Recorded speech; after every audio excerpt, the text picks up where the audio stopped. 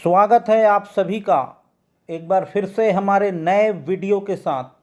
और आज का हमारा टॉपिक है डाइजेस्टिव सिस्टम ऑफ रेप्टिलिया। इसमें हम एग्जाम्पल ले रहे हैं कैलोटिस का।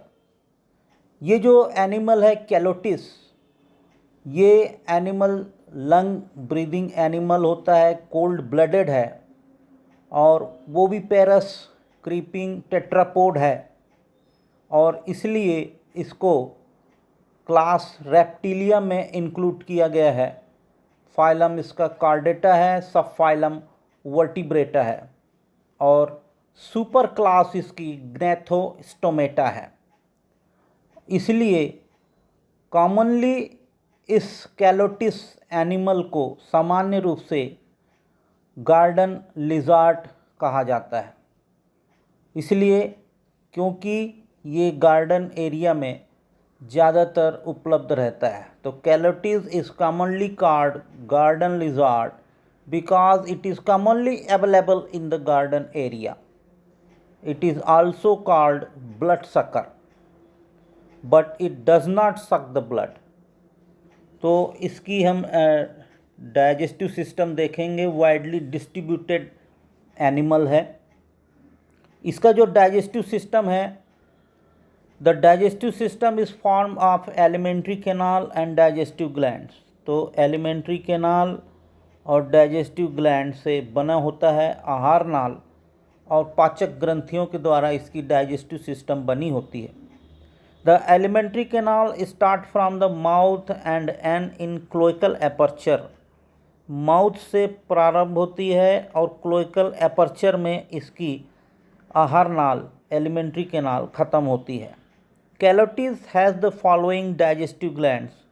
जो कैलोटिस है इसमें 6 डाइजेस्टिव ग्लैंड्स पाई जाती है।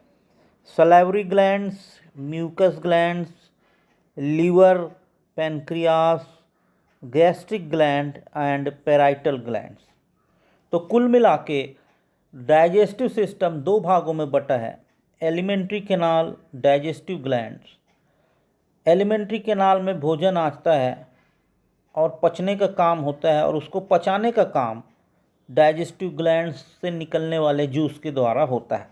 तो चलिए इसको देखते हैं, दोनों को, एलिमेंट्री कैनाल और डाइजेस्टिव ग्लैंड्स को डायग्रामेटिक रिप्रेजेंटेशन के माध्यम से। यहाँ पर 2 डायग्राम लगा है, ये ए है और ये बी है। ए जो है एलिमेंट्री कैनाल का है और बी जो है टूथ है, उसका दांत है कैलोटिस का। जो एलिमेंट्री कैनाल होता है वो माउथ से स्टार्ट होकर क्लोइकल एपर्चर में ख़त्म होता है और माउथ जो होता है it is a transverse aperture. Mouth जो है ट्रांसवर्स एपर्चर होता है। It is bounded by 2 jaw, namely upper jaw and lower jaw. और माउथ में, मुंह में 2 जॉस पाए जाते हैं, अपर जॉ और lower jaw. The jaws bear teeth, और उन जबड़ों में टीथ पाए जाते हैं। The teeth are sharp and pointed, और जो टूथ होते हैं, टीथ जो होते हैं वो शार्प होते हैं, नुकीले होते हैं। They are of the same shape, और ये जितने होते हैं एक प्रकार के होते हैं। हैंस द डेंटिशन इस कैलोटिस इज कॉल्ड होमोडोंट। इसलिए इस कैलोटिस के जो डेंटिशन को होमोडोंट कहा जाता है। Besides on the type of attachment, the dentition is called pleurodont. In pleurodont dentition the teeth are attached to the outer wall of alveolar groove. तो इस प्रकार इसका डेंटिशन पाया जाता है। The mouth leads into the buccal cavity, और ये जो माउथ है यहाँ से ये खुलता है, कहाँ पर, इस बकल कैविटी में खुलता है। A pair of internal nostril open into the buccal cavity at the posterior end of the roof, और इसमें इंटरनल नॉस्ट्रिल पोस्टीरियर कैविटी में आकर खुलती है, जो कि posterior end of the roof में इंटरनल नॉस्ट्रिल बकल कैविटी में खुलती है। The floor of the buccal cavity has a tongue, और जो फ्लोर होता है बकल कैविटी का, उसमें एक जीभ पाई जाती है, टंग पाई जाती है। The tongue is attached posteriorly, और जो जीभ होती है पिछले साइड पर अटैच होती है। The buccal cavity is followed by the pharynx, और ये जो बकल कैविटी है नीचे की ओर खुल रही है फेरिंग्स में। The pharynx Leeds into a narrow tube called oesophagus, और ये जो फेरिंग्स है नीचे खुलती है पतले ट्यूब में जिसको कहते हैं oesophagus. The oesophagus open into the stomach, the oesophagus open होता है इस स्टमक में। The stomach is a long sac, और ये जो स्टमक है ये लंबा ऐसे सैक नुमा स्ट्रक्चर होता है। It is form of two region, namely anterior cardiac stomach and a posterior pyloric stomach. इस स्टमक में दो भाग पाए जाते हैं, कार्डिक स्टमक और pyloric stomach. The cardiac stomach lie near the heart and hence the name cardiac stomach. The pyloric stomach leads into the intestine, और जो कार्डिक स्टमक है ये हार्ट के पास में पाया जाता है, इसलिए इसको कार्डिक स्टमक कहा जाता है, और पाइलोरिक स्टमक इंटेस्टाइन में इधर आगे की ओर खुलता है। The intestine has two region, an anterior small intestine and posterior large intestine. आहार नाल के दो भाग होते हैं, छोटे और बड़े।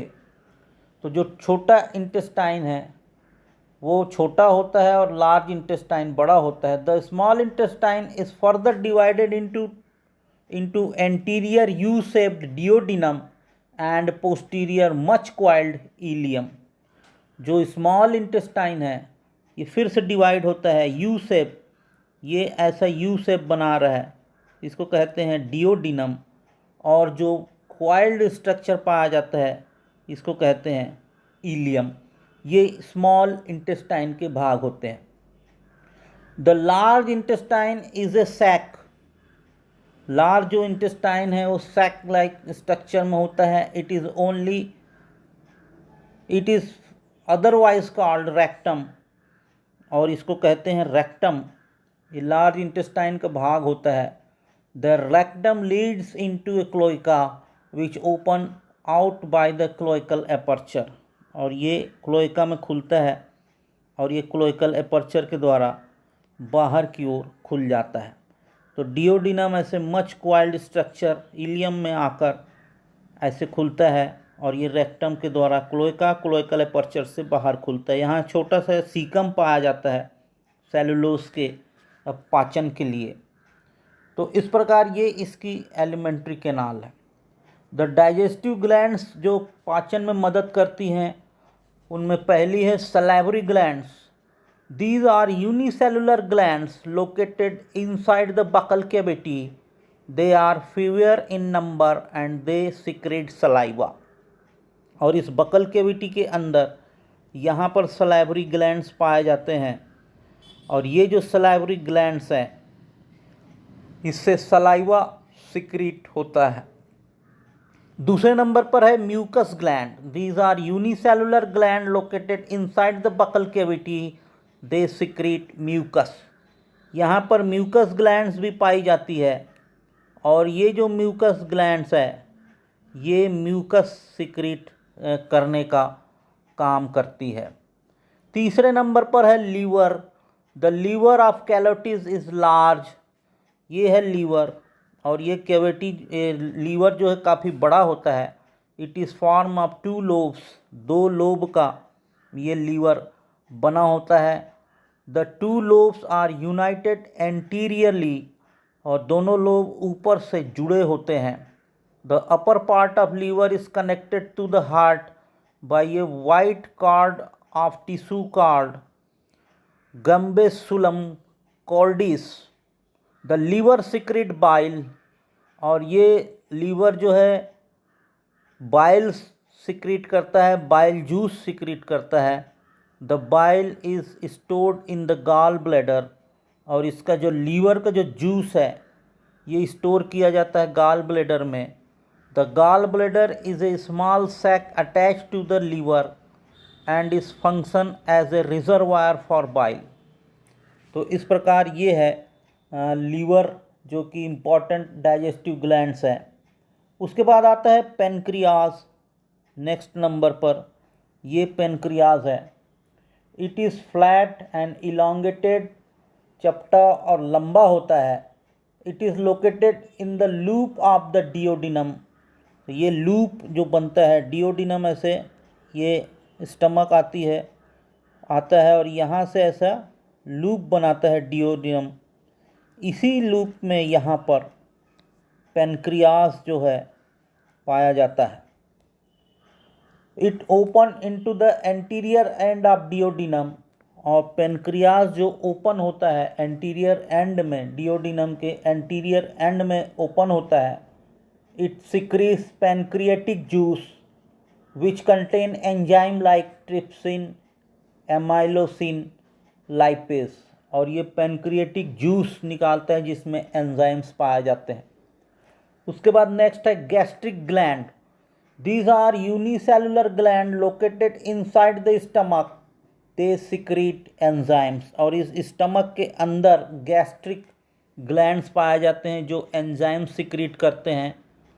छठवें नंबर पर है parietal gland. These are unicellular glands located inside the stomach. They secrete hydrochloric acid. और ये पैराइटल ग्लैंड्स भी स्टमक के अंदर होते हैं और ये HCl निकालते हैं, हाइड्रोक्लोरिक एसिड्स का उत्पादन करते हैं। देन लास्ट में लेते हैं फीडिंग एंड डाइजेशन। तो कैलोटिस जो एनिमल है, रेप्टाइल्स का जो है, वो कैसे फीडिंग करता है, डाइजेशन कैसे होता है। Calotes is an insectivorous animal feeding mainly on insect. ये कीट खाने वाले होते हैं, इंसेक्टिवोरस एनिमल होते हैं, कीट पतंगों को अपना भोजन बनाते हैं और इंसेक्ट को अपना भोजन के रूप में ग्रहण करते हैं। It capture the prey with the help of sticky tongue and the prey is swallowed alive. और ये किसी भी इंसेक्ट को अपने चिपचिपे जीभ के द्वारा पकड़कर चिपका कर खींच लेता है और डायरेक्ट सैलो कर लेता है अंदर जीवित एनिमल्स को। जैसे ही ये एनिमल्स स्टमक में जाते हैं तब क्या होता है, in the stomach hydrochloric acid kill the prey, bile emulsified the fat, pepsin and trypsin react with protein, amylopsin react with carbohydrate, lipase reacts with fat, absorption take place in the intestine। तो जैसे ही stomach में ये जाता है animal, hydrochloric acid उसको किल कर देता है, ख़त्म कर देता है। बाइल्स जो है फैट को डिज़ोल्व करने में रख जाता है। पेप्सिन और ट्रिप्सिन जो है प्रोटीन के ऊपर रिएक्ट करते हैं और एमाइलोप्सिन जो है कार्बोहाइड्रेट के ऊपर क्रिया करने लगता है, उसको मेटाबॉलिज्म करके टुकड़ों में तोड़ने लगता है। और लाइपेस जो है फैट में रिएक्ट करता है और इस प्रकार कार्बोहाइड्रेट, फैट और प्रोटीन जो है टुकड़ों में टूट के केमिकल कंपाउंड में कन्वर्ट हो जाते हैं और ये फूड जो है रेडी हो जाता है एब्जॉर्प्शन के लिए। और एब्जॉर्प्शन जो होता है इस इंटेस्टाइन के अंदर, एब्जॉर्प्शन इसका कंप्लीट होता है। The undigested food particle are eliminated through the cloacal aperture। और जो undigested food particle है वो यहाँ से बाहर की ओर निकाल दिया जाता है, क्लोइकल एपर्चर के थ्रू बाहर निकाल दिया जाता है। तो इस प्रकार आज हमने डाइजेस्टिव सिस्टम ऑफ रेप्टाइल्स, जिसमें उदाहरण लेते हुए कैलोटिस का अध्ययन किया। आशा है ये चैप्टर आपको समझ आया होगा।